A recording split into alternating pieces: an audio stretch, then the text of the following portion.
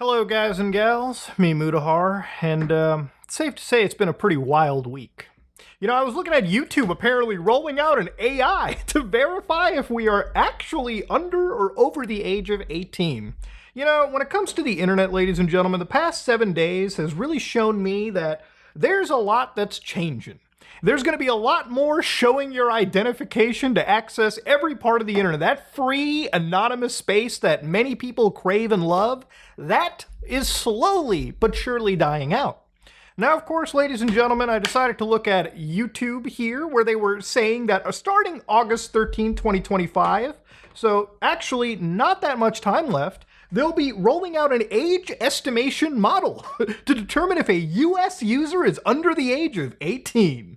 So this will happen regardless of the birth date you've entered. And I'm sure there's plenty of YouTube accounts that are 99 years old, because I'm sure plenty of the young ones definitely set their age to 1900 when they were making their account, as many people back in the day did. So the model uses a variety of signals like YouTube activity and longevity of the account. If we determine you're under 18, you'll be notified. As always, you have the option to verify your age, and they ask you by giving a government ID, a selfie, or, God bless, a credit card. So they actually gave all the smorgasbord of verification options. So basically, if they determine a user is under 18, then the account becomes a teen account on YouTube, meaning that you get non-personalized ads. So for a lot of people that do make children's content, prepare to see your income dip pretty successfully down on this platform, because you really do need the personalized ads to make good money. Enabled digital well-being tools by default, like taking a break, showing reminders about privacy when uploading a video, minimizing recommendations of videos that could be problematic if viewed in repetition. So again, YouTube responded even further here, and they said, hey, if I watch Pokemon, Minecraft, anime, Roblox, no, actually that's for everyone. They're gonna use an age estimation model that looks at a lot of deep things, where, again, it's not just as simple as, hey, I felt nostalgic, now YouTube's treating me like a kid. And of course, no one is required to provide their ID to use YouTube. If our age estimation model determines you're under 18, you'll be notified. And if you believe it's incorrect, you have the option then to provide your ID, selfie, or a credit card. So yes, there is going to be age estimation coming, at least in the United States. And I can only imagine this will hit the entire world. Now, YouTube's pretty much engineered, I would say, in their mind, it seems a pretty foolproof way of isolating kiddies from adults. Now, I use the E word over there, and I want to just start talking a little bit. I know there's been some drama, and I want to kind of address things here really quickly. So, obviously, I have been calling myself an engineer, in some cases a programmer, a cybersecurity engineer, whatever you can call it. And, you know, I apparently have also been a dropout, which I don't hide.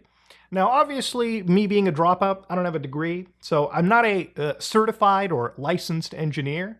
Now, I made a lot of videos in the past where I've taught you guys about computer safety, cybersecurity, a lot of this stuff, and I think that content stands up on its own. And I believe it actually can be used, you know, and people have learned from it, and I think that's great. Now, if you feel offended, if you feel wronged that I called myself an engineer while not being a degree-holding engineer, then for that I do apologize. And I will denigrate myself to, you know, I guess programmer or a fat Indian guy that knows a bit about computers. That's what I'll leave it at. And that's pretty much all I have to say. Now again, if you want to stick around, awesome. If you still feel wronged and this does not suffice for you, then I don't really give a fuck. Simple as that. Now, again, that being said, if anything else comes out of this, you know, whether there be some legal stuff, then I'll just let lawyers handle it, and we'll call it at that. But that being said, I want to move forward, and that's pretty much the engineered response that I had to give. And that being said, let's look even further into what's going on the other side of the world.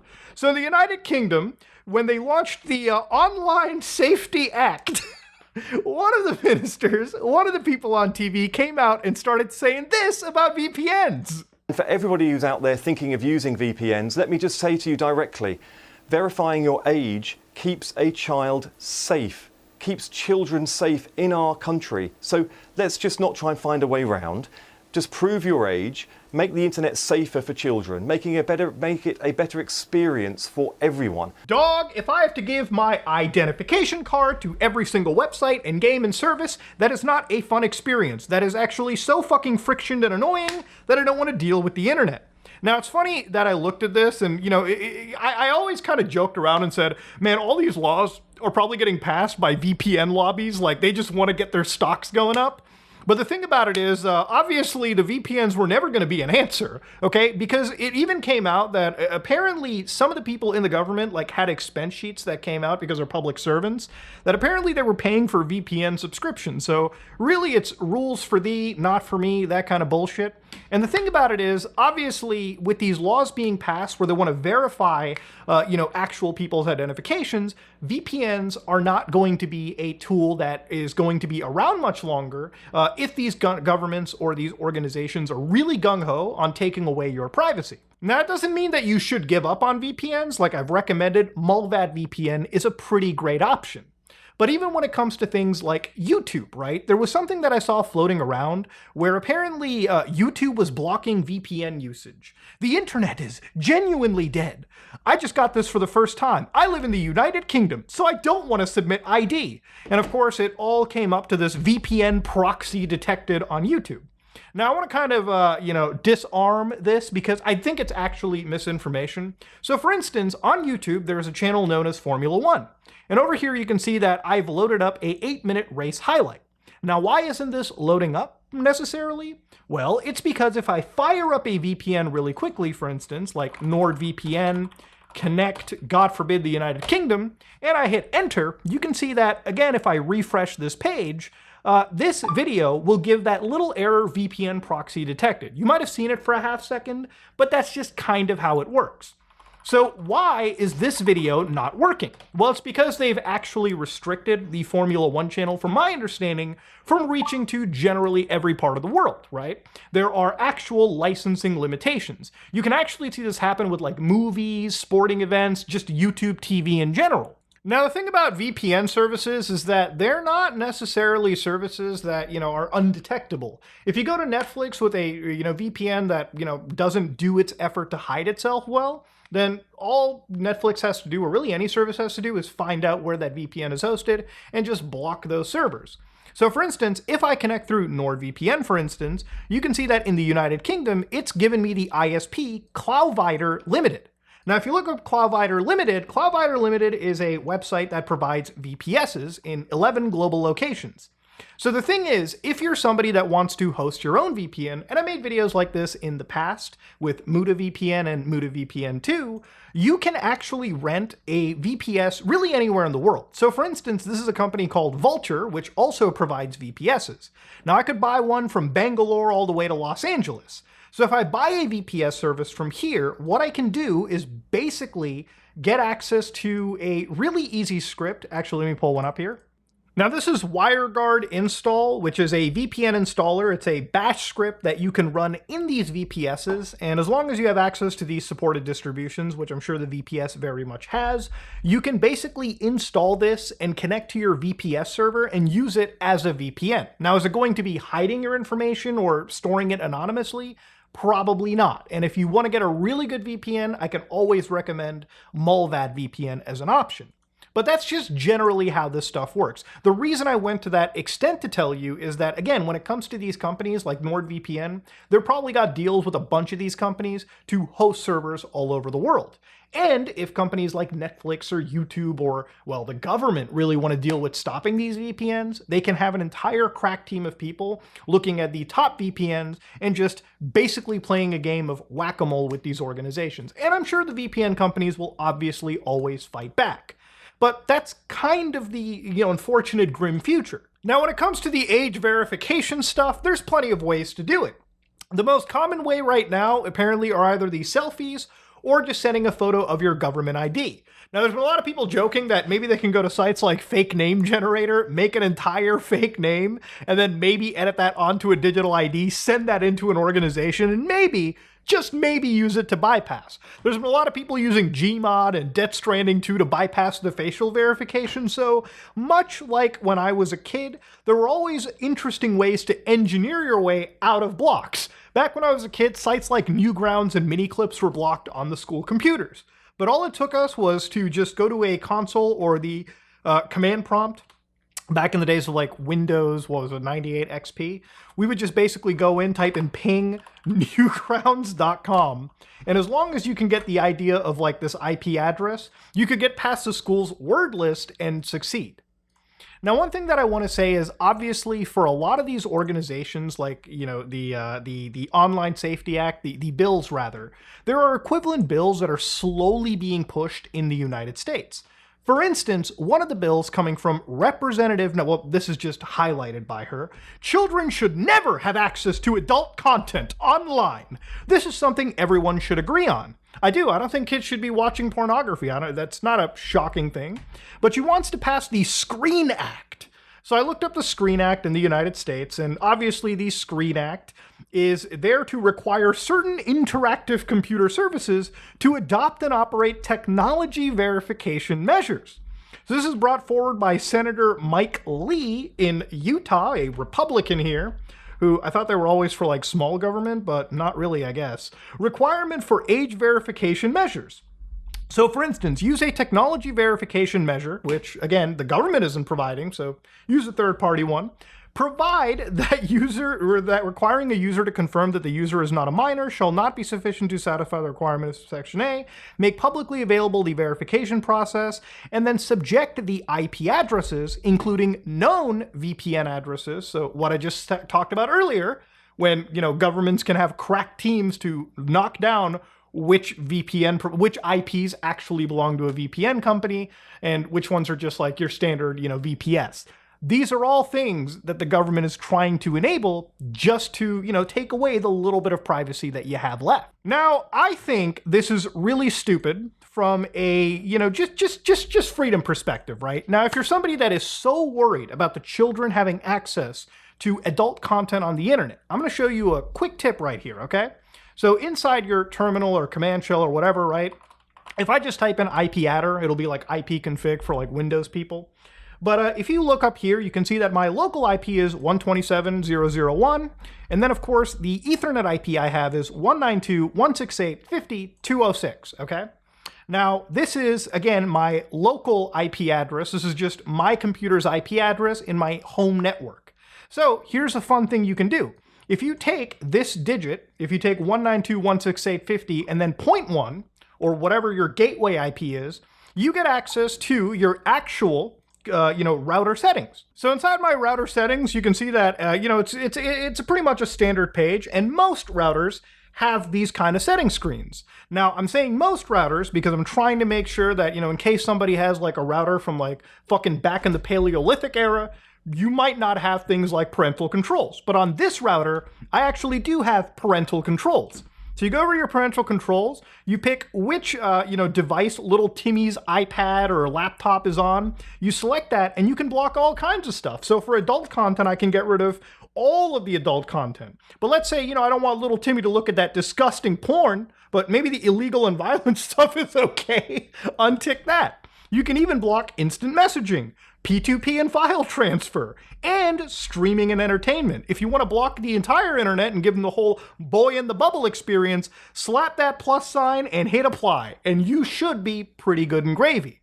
If you have a cell phone, for instance, like an Android phone or an iPhone, these have OS-level parental controls. So any of these politicians going out about like, think of the fucking children. Yeah, if you really care about the children, you can just do the blocks yourself, okay? You don't need to destroy the internet access for the entire fucking world. That's just stupid. Now, what's interesting too is I saw another internet commentator called Asmongold. You might have heard of him. He had one take that, I really do want to talk about because I don't agree with this take, but I can see exactly what Asmongold is trying to kind of, come to, right? Like some sort of a compromise. We can't all be anonymous on the internet, but there's got to be some way for us to keep our privacy. So Asmongold says, internet real ID is inevitable, especially for social media. And that I don't even disagree with. I think ever since we've had unfederated access since the dawn of the internet, a lot of these big companies, a lot of governments just don't like humans talking to each other and discussing whatever it is that they want to. Now, I think that the whole internet laws that are being passed is not just for censorship. Like, obviously, we can all joke about, like, stupid stuff getting removed, but it really seems like a lot of the stuff that's getting taken away is people's access to looking at things like protests, for instance, war crimes internationally that are happening, that are getting blocked out of feeds because of acts like this. We're looking at situations where the wording is so broad that apparently, and I don't know if this is entirely true, but according to individuals who were reading the Online Safety Act and Ofcom, that apparently just like violence between characters like SpongeBob may be enough to necessitate some level of block, okay? So it's weird that more stuff is getting blocked that shouldn't have been blocked under this act in general. Like things like if sites like Wikipedia are having an issue with the law, then the law has problems being written. And I think it's mostly about censorship. But this is where I think it's also about surveillance and control of the kind of information that you are supposed to see. So he says, denying this, it might feel good, but it is a lie, and you know it. What isn't inevitable is private companies having access to our public records. I mean, it isn't inevitable, but I think we all should completely fight back. The best solution is a government authentication token that only verifies info. So in his mind, and this kind of makes sense from a technical perspective, like imagine having a blockchain where I guess the government gives you a digital ID. You show the government your ID, they give you a digital like token or an NFT or whatever you want to call it as, and say, okay, this token number is 200, and 200 is verified to be Mudahar's ID in the United States or whatever country. So anytime I go to a website, they'll ask me for that token, and that token just verifies that my information is valid by the government, which I think is cool. But what it also means is that that token now signals me as somebody that they can basically catalog exactly what website I myself go to. So one guy says, we're not going to comply, period. And Zach goes, you've already complied by providing your information to your internet service provider, which is true. If you want to get access to the internet, I got to pay a substantial amount of cash to whatever ISP is in Canada to get access to the internet. And through that, they know who I am because I pay for the internet. They got my name, they got my fucking ID, they've got my credit check, they got everything. If the government subpoenas your data, your ISP will give it to them. And that's true. In fact, that goes true for most tech companies. I think Ethan Klein right now is suing a bunch of content creators for violating his copyrights. And so he went to Reddit. He's actually like suing a bunch of like these snark Reddits. So in fact, he's went to Reddit with a court order that grants him access to people's information. And even if you think you can delete your information, you thought you were completely anonymous, you never really are. Maybe you gave an email that links you to something that can connect you to your actual ID. You never really are truly anonymous. That's the thing, okay? That's the grim reality of the world we're in. In a way, Asmongold is right. For 99% of users, anonymity is a mirage.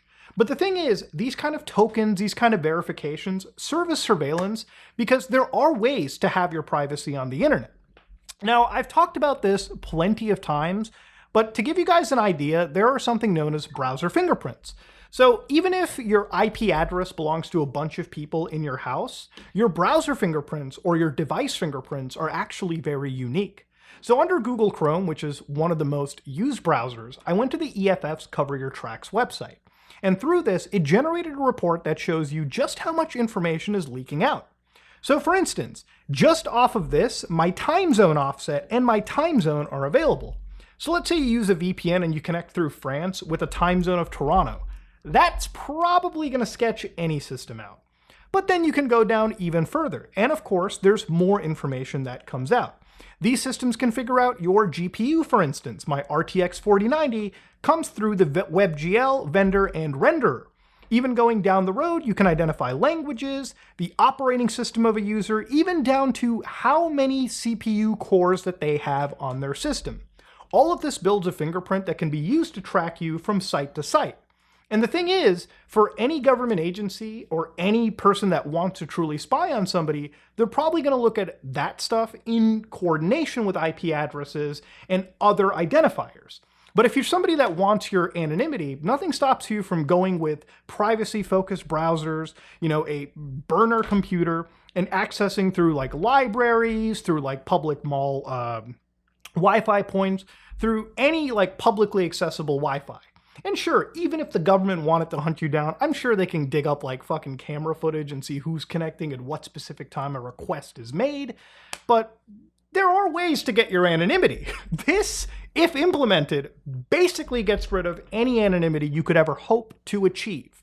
And it puts a lot of liabilities on every website. There's not going to be a lot of websites that'll have the ability to afford this level of verification across the board. For a lot of the mainstream stuff like YouTube, for a lot of stuff like Twitter or anything, they'll be able to weather it because they're big billion-dollar companies.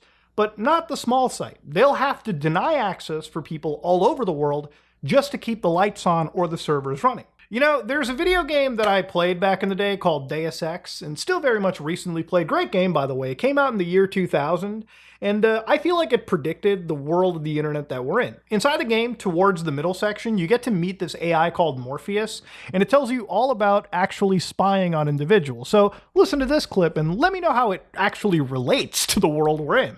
How about a report on yourself? I was a prototype for Echelon 4. My instructions are to amuse visitors with information about themselves. I don't see anything amusing about spying on people. Human beings feel pleasure when they are watched. I have recorded their smiles as I tell them who they are. Some people just don't understand the dangers of indiscriminate surveillance. The need to be observed and understood was once satisfied by God. Now, we can implement the same functionality with data mining algorithms. Electronic surveillance hardly inspires reverence. Perhaps fear and obedience, but not reverence. God and the gods were apparitions of observation, judgment, and punishment. Other sentiments toward them were secondary. No one will ever worship a software entity peering at them through a camera. The human organism always worships. First, it was the gods. Then, it was fame, the observation and judgment of others. Next, it will be the self-aware systems you have built to realize truly omnipresent observation and judgment. You underestimate humankind's love of freedom. The individual desires judgment. Without that desire, the cohesion of groups is impossible. And so is civilization. You know, people say Metal Gear Solid predicted the future, but I would say that Deus Ex predicted the future in a much more intensive way, especially back for a game that came out in fucking 2000, bro. That is insanity. But speaking of even video games, right? You think it stops at the social media websites? Well, video games themselves are social media services. And one of the things that I saw floating around was apparently even GTA Online might need access to some level of verification. So what you're seeing over here is code that has been dug up by leakers. So here you can see age assurance QR. So they're scanning QR codes to verify your age to access Grand Theft Auto Online. So again, through accessing your service, right, they're going to allow access to the internet. They're going to either allow you to access the store in the game or Snapmatic. Things like phone messages or text chats may be disabled because, again, these are social services. We're trying to limit children from having access to online stuff, right? We're trying to limit people. And a more visual style of this is something like this. So when you go to a video game, it'll be like, hey, buddy, verify your age. And the thing is, if every video game starts asking me to do this, then I'm just not going to fucking play many online video games, okay? Maybe I might play GTA Online 2 because I have a serious interest in it. I mean, me and Amaru and Kyle will probably play the shit out of it when it comes out. But when it comes to many online games, that level of friction and weirdness is probably going to be enough for me to say, I'll just stick to the single player stuff, okay? That's where I'm going to be at. But even when it comes to some of the goofiest shit like this, man, it's not even just the law you have to worry about. It's also the private company. So for instance, right here, ladies and gentlemen, you might have heard of, this company known as MasterCard or Visa, the guys that were responsible for, I would say, limiting the kind of content that we got to experience on platforms like Steam, itch.io, so on and so forth. There was a whole video game set of bans. And even MasterCard came out and said, hey, MasterCard has not evaluated any game or required transaction of any activity on game creator sites and platforms, contrary to the allegations. Our payment network follows standards based on the rule of law. Put simply, we allow all lawful purchases on our network. At the same time, we require merchants to have appropriate controls to ensure MasterCard cards cannot be used for unlawful purchases, including illegal adult content. And that's true. If you actually look up the MasterCard merchant rules, 5.12.7, which are illegal or brand damaging transactions, the corporation considers any of these to be a violation. So the sale or offer of a sale of a product other than in full compliance with the law, then applicable to the acquirer, issuer, merchant, cardholder, cards, or corporation. The sale of a product or service, including an image, which is patently offensive and lacks serious artistic value, as such as, by way of example and not limitation, image of non-consensual sexual behavior, sexual exploitation of a minor. Now, I'm going to leave it right over here, because my next point is talking about one of the more disgusting things that I've seen this week. Now, you might not know, this is a, online influencer known as Lil Tay. You've probably seen her, she was a kid back like years ago. She was on TikTok flexing around, and she was a kid. She literally is just a kid back then. But, she turned 18. Now, when she turned 18, apparently she started an OnlyFans account as soon as she turned 18. And if you look at the bio, it was freshly 18. So it's disgusting. Please don't tell my mom. My 18th birthday exclusives shot at 12:01 a.m. So these were shot at 12:01 a.m. Only available for 24 hours. Come see me in my birthday suits, replying to all DMs. So immediately when I look at this, I'm just like, kind of, motherfuckers really be spawn camping somebody to turn 18 until they pay money to see their OnlyFans. And she made money on OnlyFans. Apparently it was a tune of like $1 million. Now, I have to imagine, if these were shot at such a time, the only way that these could still be up on OnlyFans is, I would imagine that they proved to OnlyFans that they shot these things on her birthday, which hopefully happened a few weeks ago, and then these images were posted, and it's just kind of like a goofy meme here, even though it's I'm liberally using the term goofy meme here. But it could literally be that maybe these images were taken before she was 18. She posted them up for OnlyFans, and people use her credit cards to get access. Now, the thing is why aren't Visa and MasterCard shitting on OnlyFans? Why are they going after the video games and not a real possible situation like this? So actually, if you go back to, just 2021, OnlyFans did actually have that brief period where they banned like sexual content, or they were trying to step away from it. And obviously people were mad because they built their whole website on being a pretty big platform for individuals who wanted to share lewd stuff. So according to OnlyFans CEO Tim Stokely, he blamed banks like the Bank of New York Mellon for the company's decision. In an interview, Stokely said Mellon blocked payments from OnlyFans to its creators and accused banking giant JP Morgan of shutting down accounts of sex workers. So OnlyFans' decisions to attribute its policy change to payment companies reflects how the financial sector has increasingly leaned against sites that share adult content. But again, it shows that even if the government ain't involved, Visa and MasterCard will do the fight for censorship, at least in the private sector. And when it comes to other adult video games, even on platforms like Zoom, they actually had to talk about this. GOG even sent me during the week, like some of the guys over from Good Old Games, they ran like a 48-hour campaign to distribute a bunch of video games that were being delisted because they were adult video game experiences. And even when it came to Zoom, one email to Gaming on Linux said that one of the teams said that they expect the delisting situation to expand further, and in their discussions, titles like Grand Theft Auto, Duke Nukem, and Saints Row were described as potentially at risk. Now, I assume they mean games like Grand Theft Auto San Andreas, Vice City, Grand Theft Auto 3, and if those games are getting delisted, possibly, then imagine a game set in modern-day Miami, where drugs, booze, and violence can be a pretty normal affair. Wait, I don't have to imagine. That's just fucking GTA 6. Imagine how bad things can get when video games that are played by hopefully 18 and plus individuals, 17 plus individuals, is just getting regulated to ever-loving hell. Not by the government, actually, because it doesn't violate any legal law, but by the fucking payment processor. Look, I think the future of the internet is honestly a bit cooked. And there's really no other way there's almost no way around it. Like, I don't want to use the term black pill, but it really is a black pilling situation. When I grew up, the internet was this last bastion of true freedom. And I really feel like in the last 2 months max, there has been a concerted effort to take away all of that freedom overnight, basically.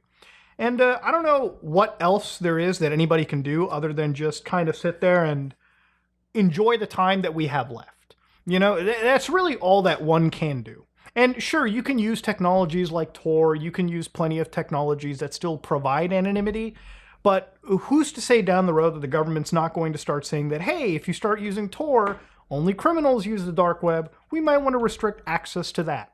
Or if you're using tools like, I don't know, Cleopatra to encrypt messages and send them to people, like if you want to send encrypted messages like this message, you can encrypt it into a encrypted file, you can send that to your friends, and as long as they have your keys, they can decrypt your message. You can send this message over like actual public services, and governments won't be able to decrypt. A lot of the stuff that gives us privacy and communication between people, that's slowly being taken away. And that is, by far, some of the most blackpilling shit that I've actually ever seen. But, it really makes me wonder, like, what my future is, too. And I'm not saying this is like I'm retiring right now, but I wouldn't honestly say expect a video even tomorrow, or expect a video every day. Because my time on the internet, me personally, given changes in my life when it comes to my personal stuff, I would rather dedicate my time to family first and most importantly. At this point, I've made my money, I've made my time, made my mark on the internet. It is what it is.